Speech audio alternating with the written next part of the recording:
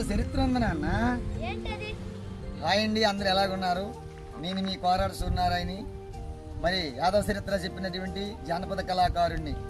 ఏమిటని మనవాడు అడిగాడు. ఇక్కడ ఈ గ్రామము వేంగనవిడాము గ్రామం పాటకు రావడం జరిగింది.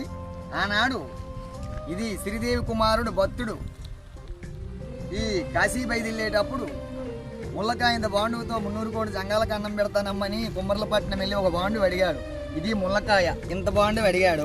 బాండు వెత్తి బంగారం అడిగారు వాళ్ళు కుమ్మర్లు.